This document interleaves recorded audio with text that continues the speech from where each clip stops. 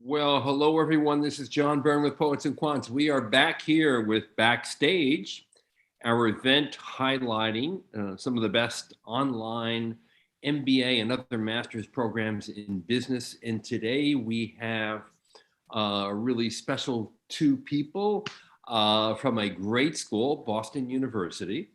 I'll remind everyone that Boston University has a truly disruptive online MBA program at a price tag that is almost unbelievable given the brand quality and reputation, $24,000 for the entire program. And the cool news is that BU Questrom will be graduating its first cohort of online MBA students this May, a group of about 308 students, which incidentally represents a graduation rate of about 95%, which is remarkable when you consider that the school actually allows a leave of absence for students up to 6 years in the event that they have a new challenging professional assignment at work or some personal issue that crops up, as many of us do from time to time. So let me introduce my two guests. Liz Wagner is Director of Online MBA Admissions for the program, and Paul Carlisle is Senior Associate Dean of Online Learning, who has been at the center of creating, launching, and implementing the program and making one iteration after another to make sure it's great. Liz, why don't you just give us a general idea of BU's school, Questrom School of Business, the mission, the values, and your reputation. Sure. Thanks so much, Sean, for having us. So we are so excited about this sort of new still online MBA. We launched in fall 2020 here at the Questrom School of Business. So we are located in Boston, Massachusetts, and we've got two intakes for the online MBA, August and January. We anticipate bringing in a class just around 500 for fall and over 350 for January. So we are on the larger side when it comes to different schools out there and program size. Of course, you mentioned our price point, which is definitely something that's disruptive and something that we're really proud of. And I would say the mission at Questrom is really around creating value for the world. That's something that's really important to us. It's something that we've put into the curricular experience for all of our MBA students. And I think of it as creating value sort of for the candidate, for themselves, for the company or organization that they work for, and the world around them. And so you can see that in our curricular designs through the ethics and leadership classes or modules that we have set up. And so our mission is really that's at our core. And what I love about our program is it's been designed for the global online learner from the ground up. So we didn't just take our full-time program and throw it online, but instead we have these incredible designers that with Paul at our helm, who's really designed this program for the adult learner, career professional with significant work experience, and has created these really disruptive modules for the curricular experience. So it's a BU MBA. Everybody gets the same MBA at Questrom, but it's got this really innovative format. Yeah, Paul, let's talk a little bit about the innovative approach that BU has taken to launch the program.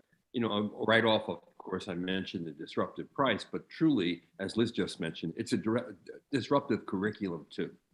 Explain how you go about teaching this MBA. Yeah, and I think, that's the element of what's most distinctive. And I think it starts with that disruptive price. Now, the question is, you could think about, does low prices bring me lots of volume, right? Because you won't have volume, right? But at the end of the day, we said to ourselves, this is about creating scale. And so then you think about, how do I have a scaled learning network of adult learners? And this is where the characteristics of this is why the curriculum is designed around business problems, because adult learners are working in their professional life. So whatever they're discussing, the problem and the assignments and the frameworks being presented by faculty, they can quickly take that to their setting, which then required us to then create an integrated curriculum, because often business schools are siloed and structured differently. And so our modules, we have 6 modules in addition to an orientation module at the beginning. And so those are getting to big themes like, creating and capturing value for the world, which involves 3 different disciplines. And so how do you go about that? The additional thing around, and I'm going to add a word to the word scale, what I would call quality at scale. part of achieving that quality around the business problem, the integrated curriculum, is that we very much believe that in peer-to-peer learning, and in the context of adult learners, they have a lot of knowledge. They may not have a framework that allows us to quickly say what's, where there are 5 forces or a communications framework to make sense of all the experiences they have, or to have a framework that allows them to share their experiences with somebody from a different domain, a different industry. So in some ways, we see our curriculum and our faculty, their teaching expertise, facilitation expertise, and orchestration expertise, which allows that peer-to-peer model to work. So if you think about it, a lot of the knowledge that we have in the program is distributed amongst our students. So the question is, how do we facilitate and orchestrate that peer-to-peer network so that comes alive? And so in some way, I think the thing I'm most proud of, if I could interject that one, would be is the level of engagement that we've been able to achieve at scale. And I think it's because of all these building blocks that make us truly differentiated in the market. Yes, and we know, in online MBA programs, the students tend to be a little bit older than full-time residential programs, which means they have more work experience and more things that they can share with their fellow students, which is why peer-to-peer learning is so important. And I always say, Paul, I know you're a faculty member, no offense, but I always say the most learning in any MBA program comes from the students, not the faculty. Now, the faculty orchestrate these conversations to allow for the spontaneous sharing of experiences and learning. But it is a little dirty secret that really the students in MBA programs have a heck of a lot to give each other. I would agree with that. And in some ways, that happens informally, right? Yeah. Yes. And I think what we've done is to say we are deliberately going to design that into our learning journey of each week, how we structure each week. We typically, the beginning of the week where we provide the content that they would need to know to prepare them for the live session where there's full engagement. And then we also have teaming embedded throughout each module. And often the phase 3 of the week is where they would do the teaming curriculum around the particular assignment. So in some ways, I call it the learning architecture. So instead of just allowing the informal peer network to function like it does in a face-to-face program, in some ways, when you go virtual, you have to be incredibly deliberate, and not just deliberate with what you used to do. You have to be deliberate in new and interesting ways you never thought about, which I think gets to, the program both teaches, it facilitates, and it orchestrates. So it's not just the faculty doing that, right? We have learning facilitators. It's how our designers have gone about their work. In some ways, there was not a lot of templates for us to use to kind of do this quality at scale peer network. So a lot of that we've had to kind of invent from whole cloth. And so far, so good. So you mentioned teaming. What emphasis, in fact, is placed on group work versus individual work in the program? Yeah, I think depending on the module, but let's just say on average, it could be up to 60% of the grade would come from teaming work, or it could be low as 30% could come from teaming work. So you could imagine more in when you're going around, using data to manage performance, which is where we teach our finance, accounting, and statistics. That's a lot more individual work, because in some ways that's an individual competency. When we're maybe looking at, pursuing strategic opportunities, that's a little bit more of interpretive. You got global issues, strategy issues, operation issues. So there's not clear right or wrong answers. Right. And so the important would be to facilitate that both within the team to get the different points of view, but also to create avenues through how we design things, whether in the live session or otherwise, where teams can compare their answers. So across teams, because a given module might have 80 teams. So how do we allow that collective intelligence, both individually to bubble up, but how do we let that collective intelligence at the team level bubble up? So in that way, those ratios of individual to team changes, but you can see the teaming building block is not just you're going to have to work in a team and coordinate time. We see it as a primary learning tool to kind of, in some ways, allow a localization within that larger context of 550 learners. So you do create these localization pockets, but then we create the peer-to-peer opportunities so that localized events of 80 teams can become distributed and leveraged across the whole cohort. Now, one other distinction of the MBA is that, as I understand it, of course, it's a general management degree, and there are no specific concentrations or majors. You get a prescribed course load and curriculum, and you go through it with everybody else. Is that right, Paul? Yes. In some ways, we feel very strongly about this approach in the sense that when we were doing some evaluations of curriculum across the world, we held these jams where we engaged business programs across the world, authors, executives, search firms, and we identify what we felt were the essential skill sets for the next 5 to 10 years. And of course, some of those would be core content, and some of those would be electives. As you can imagine, then our modules are a mix of core content and elective content. Mm-hmm. And so in some ways, is an elective where you future-proof? Well, then I only get the future when I get to my elective. If you're framing it as a business problem, it's going to be some combination of core ideas with future elective-oriented content. And so in some ways, that's how we've kind of assembled the modules.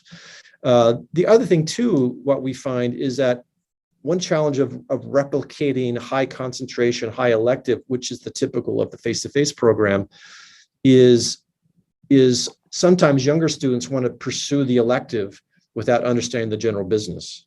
Right. And what we know about our adult learners is they typically are coming from a specialty within a business value chain, and they want to get that generalizable skill set so they can be at that more central table, if you will, in the execution of business and how they can influence the business. But at the same time, they're getting a generalist approach that has the up-to-date, future-proofed elective content embedded, integrated in. So that's kind of a little longer answer, but you can start to see how that works. Right. I also think, it was kind of cool that in the design of the program, basically you sat back and you asked yourself, what do today's and future managers need to know to be effective, to lead better, and then really design the curriculum around that goal, which is terrific. Now, Liz, tell us a little bit about the students that you've been able to attract. You already have a total enrollment of more than 1,700 students in the Online MBA, which I would bet, this is my bet, makes it the fastest growing graduate program in the history of Boston University. That's probably a fair bet. I think you're probably right there. But yeah, we've had such, great students that are coming through the program. And what I love is that it's not one size fits all. So we really have great diversity in background, both undergraduate background, functional area, industry represented, nation of origin. And I love that we have US citizens that are zooming in from abroad, and we have students that have grown up overseas that are zooming in the area because they are, working for a global company and are here working. And so we've got this great diversity of thought in the classroom. And so, of course, we have a high population of students that are interested in health and life sciences. That makes sense given Questrom's sort of success in those fields. But we also have a lot of technology. But really, one of the biggest industries represented is other, and that's everything from journalists to medical doctors to a veterinarian. And so what I love is this opportunity for students that never got the MBA the first time, but they really see this value and they're coming back, they're getting this great degree. And I just love that diversity of background in the program, because I think, to your point, they're learning so much from each other. And so they're getting that value add from their peers, which is so important to the enrichment of their experience. So Liz, bring us through what someone can expect. Okay, you have 2 intakes, one in August and one in January, as you mentioned. You have what's called Mod 0, that's your orientation, and then you go into the 6 mods. But the rhythm of the program in terms of how many hours a week should I be expected to devote to the program while I'm working? Are there live classes, and when are they held? When study groups meet, what typically, how do they determine when they meet and how long they meet? What can I expect to have to deliver to you once you accept me as a student? Sure, that's a great question. So what I love is that we've really set up this learning journey. So you can expect to work about 15 to 20 hours a week. You should be dedicating that to your online MBA. Some of that is going to be live time. Some of that is going to be asynchronous work that you're doing on your own. Some of that is going to be dedicated for teaming. And what I love is that your team and you will set up your rules of engagement. When are you meeting? What works for you? Are you using Google Hangouts? Are you using WhatsApp? Are you using Zoom? What does that look like for you and your teammates? And so there's a lot of flexibility in the program. We do have live times. And what I like to emphasize that the lives are so critical to the learning journey. And so we have some that are mandatory, but I really encourage all students to plan to attend as many lives as possible. Typically, these lives are going to be midweek, often on Wednesdays or on Thursdays, and they're held at 2 different times, same content. So you could either go to the 7 a.m. Eastern time live or the 8 p.m. Eastern live. So you have sort of tool opportunities depending on where you are in the world. If you're traveling, they're always going to be recorded, and both are recorded. So what some students do is they attend live in the morning and then they watch the evening live just to see if they've missed something or to hear the other conversations that are happening. And they're very interactive. You know, we're not just lecturing at you, but we are using interactive polls. We cold call, which sometimes I think people are surprised to hear with an online program, but there's a lot of interaction and debate and breakout rooms. And so it's such a critical part of the experience. But then you go on this weekly learning journey. And so this is not a program where you're going to take a couple of exams, watch some videos and get a grade. It's interactive from the get-go, starting with Mod Zero. You start learning what that weekly learning journey looks like and understanding sort of the cadence of the week and when you have assignments due, et cetera. But I think it all culminates with these live sessions, and they're such a critical part of the experience for our students. And I think they really love them. They love the opportunity to connect with their classmates, and it's really where a lot of the magic happens. Well, what would you say is a key differentiator for the program? I think it's the level of engagement that we provide them, both through live, as Liz just mentioned, but also with the teaming. We also have technology called Yellow Dig, which is a way to allow the peer-to-peer communication. So in some ways, you think about engagements within the team, engagements in the live, engagements through the assignments that we do peer-to-peer feedback, and engagements at the cohort level through Yellow Dig. So in some ways, we're thinking about a kind of a nested model of engagement. And I think that's why, we're very pleased to see the graduation levels that we are. We also have very high retention. And I think that goes into the mantra of what we do here is we call it quality at scale. And I do believe we are unique. Nobody's ever, quote, done what we've done. Can you achieve this quality engaged experience at scale? And I think, again, once you see scale not as volume, but as a learning opportunity to connect and to peer-to-peer and to enhance the knowledge, then it becomes this truly distinctive nested mix of wonderful things. Paul, a lot of people who consider online degree programs worry about their inability to connect with faculty, with students, and in a business school program where networking and mentorship and career development are all key components of a residential program, this becomes even a greater concern for potential applicants. What do you say to them about how your online program replicates the networking, mentorship, and career development of a residential program? I think in some ways in some programs, they might have somebody who does career mentoring or how do you think about your career network as a specialty class that you might take fall semester of your second year. If you think about what we're doing on a daily basis is by generating this peer-to-peer learning and connection, either through Teams, shared assignments, Yellow Dig, otherwise, we're laying the kind of the infrastructure, the social infrastructure, where people will feel comfortable going to each other for advice around their career, et cetera. So in some ways, that's the daily kind of the capillaries, if you will, the blood flow of trying to establish that. So when we do have particular kind of events, because we do not offer personalized career advice. The other thing that adult learners are not career switchers. That would be the younger learners. These would be career advancers. And again, by trying to get a general business degree, they're trying to elevate themselves within their organization or within their industry. So it's less of the traditional kind of career switching advice. It's more of the conversation as you move a technical domain. We have a student success team who provides seminars and the conversations on the following. If I'm coming as a product manager and I want to get a general MBA and move into this more central general conversation in my business to have influence, how is that different? How would I anticipate speaking to, as a general manager, to a CEO, et cetera? So it's much more around career trajectory advice, professional advice versus I want to switch and what do I need to do?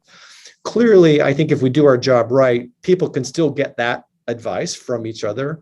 Because the other thing too is we currently have 32 affinity groups, which organize themselves in a classic open innovation way. We allow the students to organize them around topics they see fit. And some of those are around, career advice but again, it's like, I'm not switching careers, but how do I move up? You're older than I am. You've seen this, how can you help mentor me? So we allow the peer network to do a lot of that work. Again, we facilitate it, we orchestrate it, but a lot of that knowledge is embedded in the community. And I'll say the goodwill becomes embedded in the community because of the way we organize things. It's amazing that just by the nature of self-organization, you have over 30 affinity groups in a program that is not yet 2 years old. Yeah. About the students, their willingness to share, the willingness to create community in the virtual world, right? Yeah, and I think traditional, whether education or even, because again, I'm an open innovation scholar, but traditional places are typically, there's a certain people who define the product and innovate, right? And we control everything else. This is very much an open innovation model where we're saying, we're going to give up a lot of that control because we want you to have that. Now, again, if you're giving it to a 40-year-old adult learner who knows a lot about business, that's much easier than if I'm giving up that control to a 20-year-old. That's another matter. And so in some ways, this is the strength of the students that we are getting and the students we want to continue to get, is to have them be a part of this network where we allow that autonomy, but more importantly, that connectedness. Right, exactly. Now, Liz, tell me what you're looking for in an ideal candidate for the program, and how do you assess their fit with what you're doing? That's a great question. So, we throw around the word fit a lot in admissions, and I think it's always, I think that students are interviewing us as much as we're sort of interviewing them through their application for whether our program is going to fit their goals and their needs and how they learn best and things like that. And so what we really boils down to is, how are they going to add value? What are they going to get out of the program, and how much value do they bring, and how much value do they receive? And so we get at that in a variety of different ways. Ultimately, we want to ensure they're going to be academically successful. Can they learn what we teach? But really what's more important, I think, is, again, how they're going to bring value to their peers and how they're going to contribute meaningfully in the classroom. And so we really dig into work experience, and we really look at not just the quantity of the years of work experience, but the quality. What projects have you led? How many people are you managing? What kind of leader are you? And we're really digging into that so that everybody is bringing different things. And I think of admissions sort of like a big puzzle, and we're all bringing different things together to craft this beautiful class of different backgrounds and different schools of thought and ideologies and experiences to contribute to what you're learning. And so in admissions, that's what we're trying to dig into. To me, you're not necessarily your GPA, especially if it was a long time ago. And I really think, you're not your GMAT score, and we don't require that here at Questrom. But, I've always been, I'm not the strongest of test takers. So I've always been the voice of those that maybe don't test well, but are great in the classroom. And so we really want to get at that. And what other ways are you going to add value to the experience for yourself and for your peers? Yeah, really good insight there. And of course, I'll just remind people yet again, there are 2 intakes, not only 1. So that allows a lot of flexibility. You don't have to wait around for a whole other year if you miss the cycle for the more typical fall admissions period. So Paul, I wonder, you've been through this now for more than 2 years, because of course you had a lot of prep work to get the whole program designed and ready for launch 2 years ago. But now that you're through one full cycle or about to, with the graduation of over 300 people in your first cohort in May, I wonder, what you've learned and how you think the program is going to evolve over the next 3 to 5 years. I think the biggest thing I've learned is part of the reason why I wanted to do this is because I firmly believe in the digital transformation of industries, and therefore the digital transformation of our industry, which means it is going to be business problem focused. It's going to be integrated curriculum. It's going to be our staff are integrated with us, because typically many programs, there's faculty and the staff and they don't really talk. So really this is about providing a bundle of services that allow for this experience to be achieved. So it's not just an integrated curriculum, it's integrated services, which then creates a situation where if we think about where a lot of digital transformations happen in the software industry, they may have something called continuous deployment. Mm-hmm. That's how they think about their continuous improvement cycle. And so one thing we're building out now that I anticipated, but now we're in the process of building, is how do I design a continuous improvement cycle? So typical module is taught 2 semesters and then it goes off under revision for 1 semester. So this is very much a programmatic continuous improvement effort where we take something into revision, we look at the feedback from the students, we look at feedback from the faculty. Do we need new cases? Do we need a new technology? And so it's creating that apparatus where we're continuously improving, because up till this point, the change of education is only under the purview of the individual faculty, maybe with some nudging from a department chair. So in some ways, this allows us to, really improve as a program, as a school, and offer something up that's truly not only unique as in differentiate as we've been talking, but up to date and thought through and made better. So it's kind of making our industry accountable for what's possible. It takes a lot of work. Yeah, and for all of you out there, you should just look up the story that we did. I'll give you the headline on it. It's Boston University to graduate 308 online MBAs in the first cohort. The reason is because there's a lot of student satisfaction data reported in that article that goes to what Paul is saying about their continual reach out to their students to get feedback and to, pivot the program, make it better the next time around, and continuously improve. So now, Liz, if a student wants to follow up with you or a member of your team to get more information or to apply, how do they do it? Great question. So our next deadline is May 4th. So definitely follow up with me. We've got some great events coming up this week and next week in preparation for that, including an application tips webinar where I will walk through each part of the application and give you tips and tricks. So follow up with me and I can get you a link for that. But you can email me at my personal email, which is E for Elizabeth, and then my last name, Wagoner@bu.edu, or you can just, if that's too hard to remember, you can just find us at mba@bu.edu or right on the Questrom School of Business website. Well, I just got to tell you right there, I got a great impression because, Paul, you have a program with a lot of people in it, and you're hoping to get a lot more people in it and scale this thing to even bigger heights. And here is Liz giving her personal email address out for would-be applicants. Now, that's really cool, okay? Well, our team is very committed. I think one of the fun things about creating something new is it takes everybody. And we're all committed and we're all very dependent on each other. So that doesn't surprise me that Liz is right where she needs to be on saying that. Terrific. Well, listen, thank you. It's been such a pleasure to spend this last half hour with both of you. I've been to BU many times and I've talked to Paul many times and Liz. And I got to tell you, they put together an incredible program. And it's a great brand, and it's really, you'd be hard pressed, frankly, to find a better value and a better brand in this entire landscape of online degree learning. So thank you both. Great. Thank you so much, John. Come visit again soon. I will. All right. This is John Byrne with Poets and Quants. You've been watching our backstage event with Boston University's Questrom School of Business and their online MBA program. I hope you learned as much as I did today. Call up Liz, write her, contact Paul if you need information. Go to their website. Most importantly, go to one of the webinars where they'll answer your questions and you'll get a real deep dive into the program. Thanks for watching.